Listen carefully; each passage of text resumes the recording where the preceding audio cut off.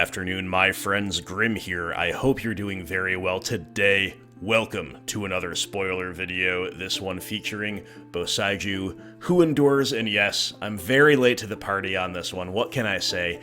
I've been too busy, but this card definitely merits talking about.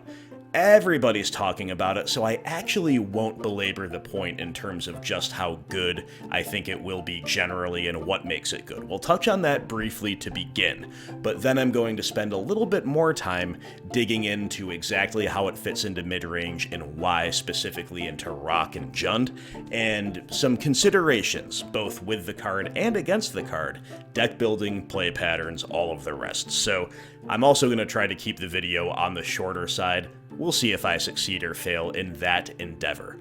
Either way, my friends, thank you very much for watching. As always, thank you to the Patreon supporters. Let's get into it.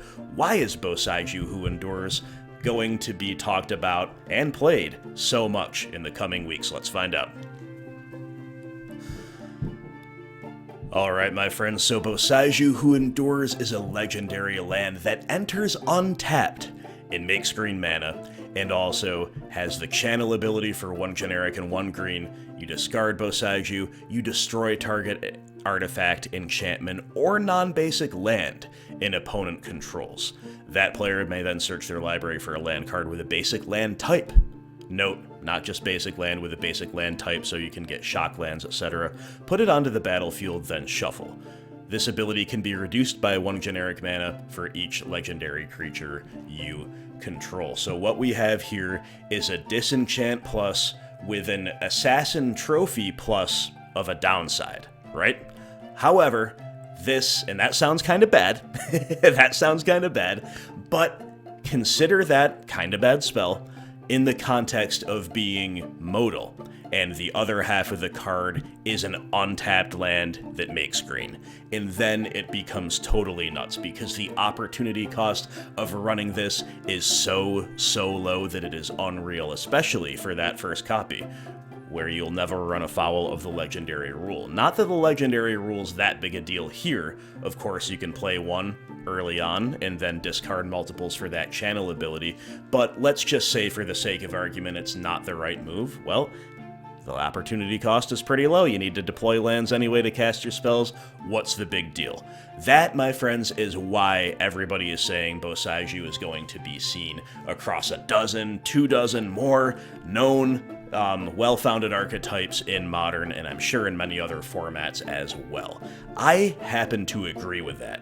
At the same time, I think the fears about this card warping the meta or being an extremely oppressive force in the meta might be a little bit unwarranted, might be a little bit overhyped. What I do expect is ubiquity from Boseiju Who Endures. I think you'll be seeing this card a lot, and to me, I don't necessarily like that. I think this card is probably too good and too free to run. And, you know, I'm prone to like it. I'm predisposed to liking it. I think anything that slots into BGX I'm already obviously pretty happy about, and this certainly does. I think the land itself is beautiful. The art is great. It's well named. I've always enjoyed Kamigawa-themed lands, and this is certainly no exception. It looks even better in full art. We've also got a very, very nice promo that, to me, I'm kind of on the fence as to whether I like it more or less than the regular full art, but they're both magnificent. On top of that, I've even always had a soft spot, for no apparent reason, for the old Boseiju, so all in all, I'm really disposed to like this land, but my friends, I just think it's going to get a little bit old to see it all of the time, which I expect. Most decks that play green are going to play this, especially with artifacts and enchantments, and big mana decks for that matter, in the meta, to say nothing of the decks that it totally hoses. It goes sinkhole mode against Oops All Spells and similar decks that Boseiju Who Endures, it's just going to be everywhere, just going to become a little bit stale before its time, if my projection is anywhere near accurate, and specifically for the paper players, it's going to be a whole lot more shuffling in your future. But if you can't really tell why this is so good, again, I reference the modality of the card where it's kind of a bad disenchant with the Assassin's Trophy downside, but the other half of the card is an ETB untapped green land. There are other upsides as well. On occasion, it will actually be cheaper than the Disenchant Plus would be, and more importantly than that, it's an instant speed. I guess Disenchant is too, but you take the point. It's an instant speed, and it can't be countered. Channel, you're not casting a spell, you're activating that ability. So, the modality of the card, the flexibility of it, the relevance of what it actually does in the current and foreseeable meta, definitely checks a lot of boxes for a whole lot of decks.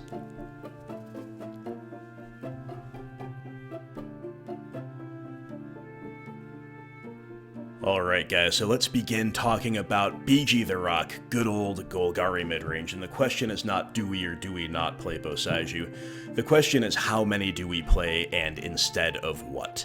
So we have a few different builds to consider. I'm going to try to briefly touch on all of them, but we've got traditional Boomer Rock, we've got a lower curve, lower land count Lurrus Rock, and we've also got some new up-and-comers, Urza's Saga incorporated into a BG mid-range shell, and also the newfangled Reclaimer Rock that actually uses lands for a variety of purposes and has the ability to tutor them.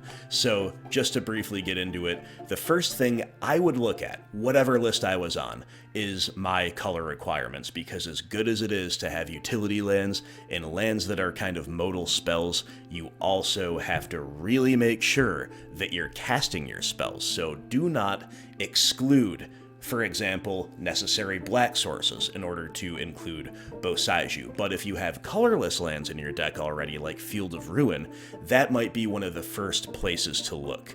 You might say, well, just replace your basic forest with it. Well, number one, that's risky in and of itself in a vacuum. And number two, the opponent's Boseijus are going to be throwing the channels your way as well. So don't skimp on the basics, or the overgrown tombs for that matter. You've got to be able to not get taxed out of the game. So, in terms of color production, maybe your Fields of Ruin, your Ghost Quarters, whatever you're playing, these are ones to consider trimming in favor of Boseiju, especially because Boseiju can do a decent impression of those lands by itself, especially if you're considering replacing multiple colorless lands with multiple copies of Boseiju, making it that much more likely you'll actually be channeling at any given time. However, the other way to look at that is that if you don't have a particularly color-demanding BG setup in terms of the spells, you could actually double down on these effects. And again, Boseiju's not a perfect effect alongside Field of Ruin and Ghost Quarter, because those tax basics exclusively. Boseiju, if it taxed only basics, this would be the way to go. Remember, people can still get lands with basic land types, so it's not a perfect fit, but the idea is still there, that if you're taking the game long, if you can afford to include a lot of these utility lands that all happen to destroy opposing lands and start thinning out the lands out of their deck and eventually taxing them or going sinkhole mode, then that is very, very nice. And of course, Assassin's Trophy is in the mix there as well. So I think you need to basically pick a lane and say, is Boseiju supplementing my land destruction plan and making it a big component of what I'm trying to do? Or is it improving my color production and replacing some of the colorless land destruction options I used to run? Maybe a Boomer mid-range build, to touch on that, can afford to do it all because they have a higher land count in general. But for those of us with lower land counts, it's really worth considering. Again, if you ask me, you probably want to pick a lane there.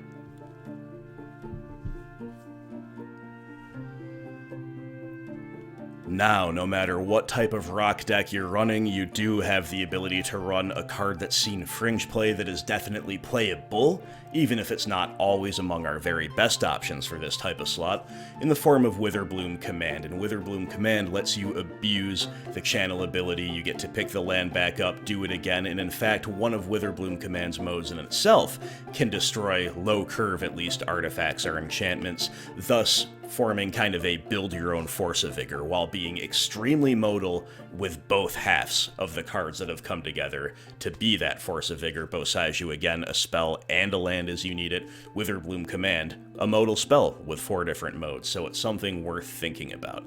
And if we're talking about putting lands in the graveyard, maybe picking them back up, that's a good segue into Reclaimer Rock, which some people have been doing quite well with lately, I understand, and that's very cool to see the evolution of Rock in this regard.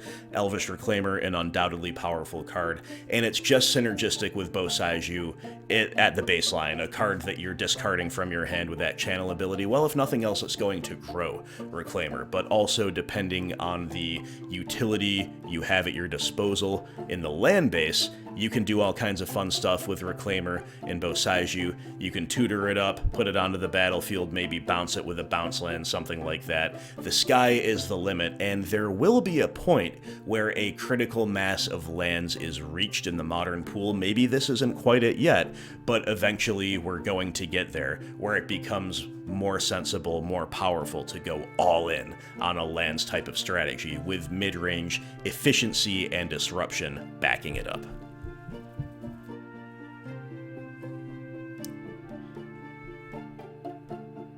Another build that people can and do run in the Rock family is Saga Rock. We've got Urza Saga, one of the undeniably most powerful cards in Modern now, and BG provides you with just that generally clean mana base relative, for example, to Jund Saga. Obviously, it comes with some downsides as well, but in terms of the land base, its consistency of color production, losing that third color when you're trying to jam a whole playset of powerful colorless stuff, that's definitely helpful.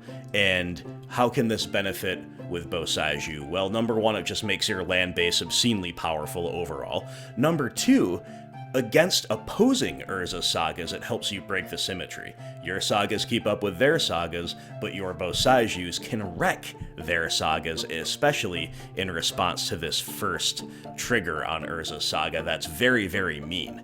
Finally, some builds at least will include a 1-of Expedition map just as something to target for value with Urza Saga, the type of thing that's basically never dead. And if you've got an Expedition map in your deck in general, it's a Saga target, sometimes you'll draw it naturally. Either way, it's just another way to make Boseiju more powerful, in this case via consistency of tutoring. So there's a lot of little things you could think about. I realize in this particular instance there's a lot of ifs that we've brought to the table, but it's definitely something worth mentioning if you ask me.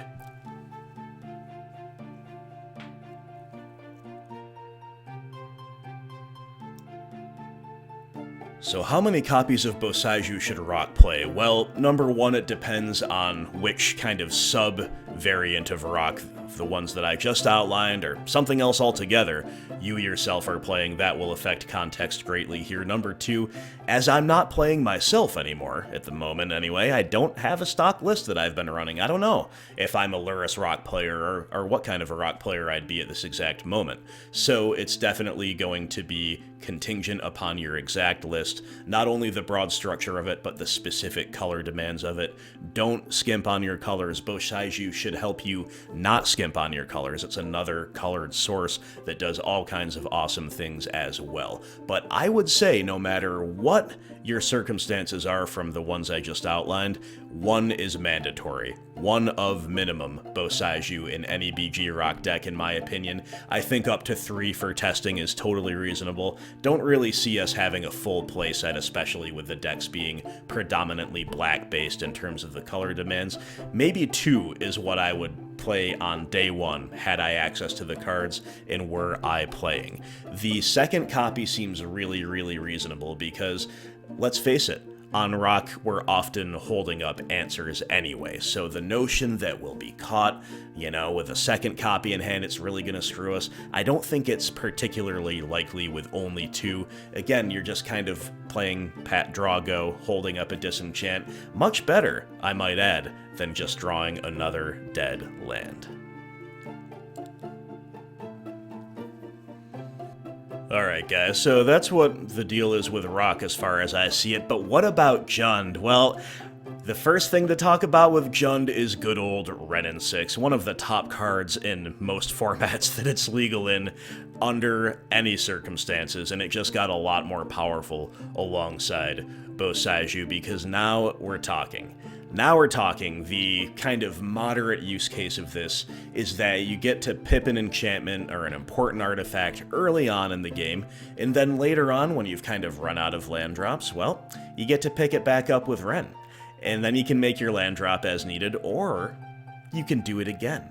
And that's actually extraordinarily powerful, but a much higher ceiling use case of it is to just totally bad wasteland lock your opponent out of the game. And believe me, that will happen some of the time. We've definitely all won games, if we've played enough Jund, with the most inane of Wrenn locks, whether it be K-commanding the opponent's every draw step, or just bolting them to death, or anything and everything in between. The wasteland lock with Wrenn, Boseiju doing its best imitation, that is certainly something to be wary of here. And while we're talking about Jund, obviously the green land is a little bit harder to squeeze in. Structurally, that is the case, but personally, when I used to build Jund lists, especially boomer ones, I found myself almost wanting to play, you know, the proverbial 22.5 or 23.5 lands, depending on the build. Now again, I don't have a specific list I could really sit down with that I'm confident that I'd like right now and see how to add this new card to it. But what I can tell you is that with those half land, you know, I kind of want the extra land, I kind of don't type of lists, I'm very happy to just make the extra land Boseiju. We don't have to cut the basic forest for it, in my opinion, and of course that will depend on how much green is present in your Jund deck, or whether it's more of a splash, but either way, I think this card is justifiable, even if, unlike in the rock shells, it's going to change the math a little bit on the number of lands you want to play, simply because its synergy with Wrenn 6 is so insanely powerful. Now, speaking of insanely powerful Jund cards, obviously we've got to touch on the monkey here. Monkey, you know, and this is where it feels bad for the rock players, right? Because with rock, we're talking about cards like Field of Ruin and Witherbloom Command, and then you page over to Jund, and it's like, oh yeah, this is what, like, very powerful modern cards look like. We've got Wrenn and Ragavan, right? Why mention Ragavan besides to just illustrate the power disparity in terms of sheer card quality? Well, that is because Ragavan actually is a legendary creature, the legendary creature that is most likely to see play in BGX right now. Obviously, specifically Jund there is the only one that can run it, but the reduction is just another form of efficiency with Ragavan. With Ragavan, you're ramping, you're stealing your opponent's cards, and on top of that, you're reducing the channel cost by 1 generic mana, because Ragavan is just that much of a legend, and you are going to be triple spelling by turn 4 with all kinds of control over your opponent, pressuring their life total. It's gonna get a little bit nuts without much effort here, if it all lines up. And if it doesn't all line up, well, each card is all good individually anyway. Wrenn 6 and Ragavan have been more than proven by now. I dare say Boseiju is going to hold its own quite alongside those. Maybe not as powerful individually, but in terms of meta share, I don't doubt it.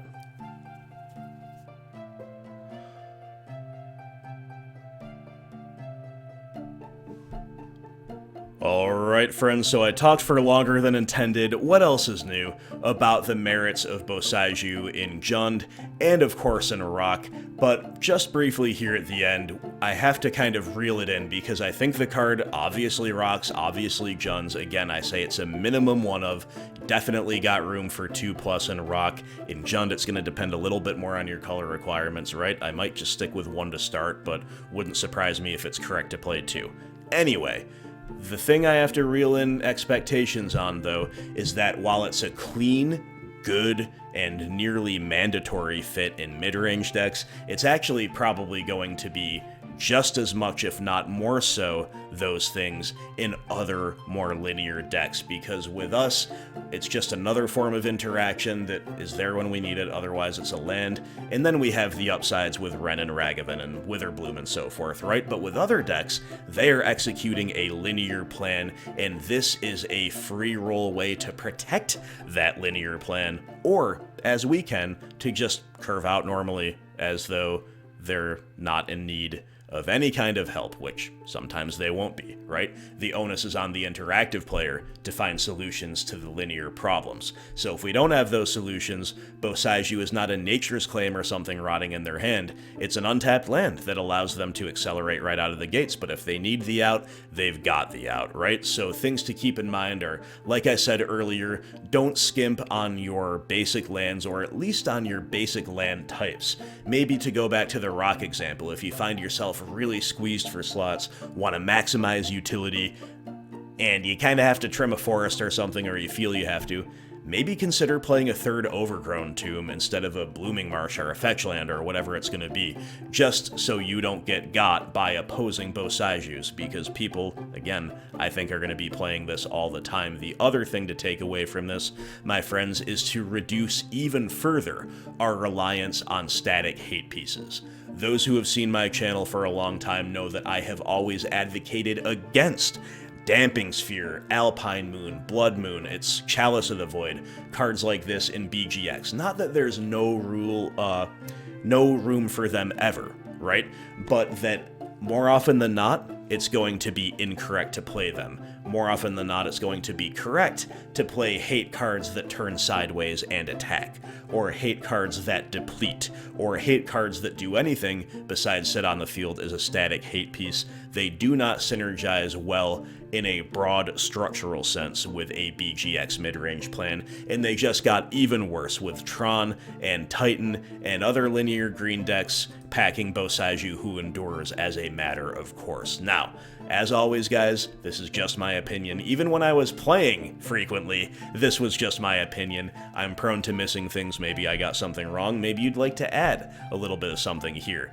I deliberately didn't talk about everything this card could do because we would be here all day, but still, if you want to add to the discussion or ask a question or whatever, do so please in the comments below. Until then, my friends, thank you so much for watching. Thanks again to all Patreon supporters, and I look forward to hearing your takes. Talk to you soon.